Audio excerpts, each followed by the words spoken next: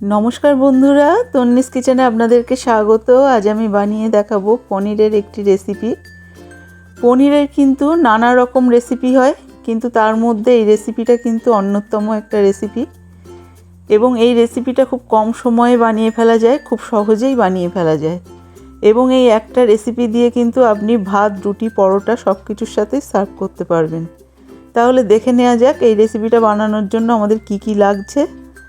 আমি এখানে নিয়েছি 400 গ্রাম পরিমাণ পনিরগুলো কিন্তু আমি এরকম বড় বড় টুকরো করে কেটে নিয়েছি, চৌকো চৌকো করে। আপনারা আপনাদের পছন্দ অনুযায়ী কেটে নিতে পারেন। এখানে নিয়েছি 3টি মিডিয়াম সাইজের আলুগুলোও কিন্তু আমি এরকম ছোট ছোট টুকরো করে কেটে নিয়েছি। সবার প্রথমে কড়াই গরম করে কড়াইতে দিয়ে দিচ্ছি কিছুটা রিফাইন তেল এবং কিছুটা দিয়ে দিচ্ছি সর্ষের তেল। এই দু রকম তেল কিন্তু মিক্সিং করে রান্না করলে রান্নার টেস্ট একদম অন্যরকম হয়, এতটাই সুন্দর লাগে। একবার অবশ্যই বানিয়ে দেখবেন। প্রথমে তেল গরম হলে তেলের মধ্যে দিয়ে দিলাম সামান্য পরিমাণ হলুদ গুঁড়ো। এতে করে কি হবে, পনিরটা কিন্তু তলা থেকে লেগে যাবে না আর ভাজাটাও খুব সুন্দর একটা কালার আসবে। সব কটা পনির আমি এখানে দিয়ে দিচ্ছি। একটা পিঠ হয়ে গেলে আমি উল্টে আরেকটা পিঠও ভাজার জন্য উল্টে দিলাম। এরকম উল্টে পাল্টে লো টু মিডিয়ামে রেখে পনিরগুলোকে ভেজে নিতে হবে। এদিকে আমি একটা বাটিতে কিছুটা ঈষদুষ্ণ গরম জল নিয়েছি এবং তার মধ্যে আমি 1/2 চা চামচ পরিমাণ নুন দিয়ে গুলে রেখে দিলাম। এইবার এই পনিরগুলো গোল্ডেন ব্রাউন করে ভাজা হলে সব পনিরগুলো আমি সেই গরম জলের মধ্যে কিন্তু ছেড়ে দেব।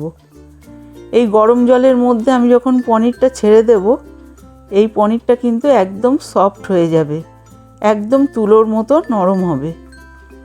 এবার এই একই তেলে দিয়ে দিচ্ছি একটু গোটা গরম মশলা ফোড়ন আর একটু জিরে ফোড়ন।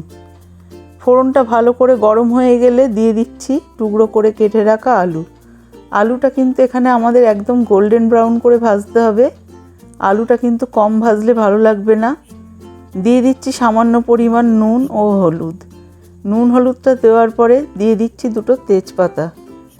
এই তেজপাতাটা দেওয়ার পরে খুব ভালো করে আমি নাড়িয়ে চাড়িয়ে গ্যাসের ফ্লেমটা হাইতে রেখে আলুটাকে ভেজে নিচ্ছি। এলাচটা কিন্তু একটু মুখটা ফাটিয়ে দিতে হবে, তাহলে ভালো একটা সুগন্ধ বেরোবে। দিয়ে দিলাম 1 চা চামচ পরিমাণ আদা বাটা। দিয়ে দিলাম 1 চা চামচ পরিমাণ ধনে গুঁড়ো, 1 চা চামচ পরিমাণ জিরে গুঁড়ো আর 1 চা চামচ পরিমাণ লঙ্কা গুঁড়ো। দিয়ে দিচ্ছি সামান্য পরিমাণ জলটা এখানে আমি 2 টেবিল চামচ পরিমাণ দিলাম, যাতে মশলাটা এখান থেকে তলা থেকে না ধরে যায়, কারণ আমি এখানে গুঁড়ো মশলা ব্যবহার করছি সেই কারণে। দিয়ে দিচ্ছি সামান্য পরিমাণ হলুদ। এইবার সমস্ত মশলাগুলো আমি 1 থেকে 1.5 মিনিট মতো ভালো করে কষিয়ে নেব, গ্যাসের ফ্লেমটা লো টু মিডিয়ামে রেখে। দিয়ে দিলাম 2টো চিড়ে রাখা কাঁচা লঙ্কা। ঝালটা আপনারা কিন্তু আপনাদের স্বাদ অনুযায়ী দেবেন। এবারে আমি যে পনিরটা ভেজানো ছিল সেই পনিরটা কিন্তু সেই জল সমেতই এখানে ঢেলে দিলাম। এখানে পনিরটা ঢেলে দেওয়ার পরে একটু নাড়িয়ে দিচ্ছি। এখানে আরও একটু জল আমি অ্যাড করছি, কারণ এখানে কিন্তু পনিরটা একটু ঝোল হবে। এখানে খুব বেশি আমি ড্রাই করে ফেলবো না পনিরটা, যেহেতু এটা ভাতের সঙ্গে এই রেসিপিটা বানাচ্ছি, সেই কারণে আমি একটু ঝোল রেখে দেব। আপনারা অবশ্যই আপনাদের পছন্দ অনুযায়ী ঝোলটা রেখে দেবেন। আমি এখানে 10 মিনিটের জন্য হাইতে পনিরটা ঢেকে দিলাম। ফিরে আসলাম 10 মিনিট পর। এই পর্যায়ে দিয়ে দিলাম সামান্য নুন আর 1 টেবিল চামচ পরিমাণ চিনি। পনিরে কিন্তু চিনিটা অবশ্যই দেওয়ার প্রয়োজন আছে, কারণ যেহেতু এটা একটা নিরামিষ রেসিপিতে কিন্তু একটু চিনি দিলে ভালোই লাগে।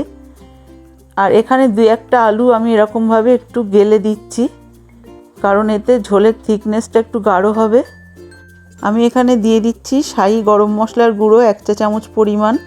আপনারা চাইলে নর্মাল গরম মশলার গুঁড়োটাও এখানে ইউজ করতে পারেন এবং আমি গ্যাসের ফ্লেমটা একদম লোতে রেখে 2 মিনিটের জন্য ঢেকে দিচ্ছি, যাতে গরম মশলার গন্ধটা ভালোভাবে এই তরকারির মধ্যে অ্যাবজর্ব হয়।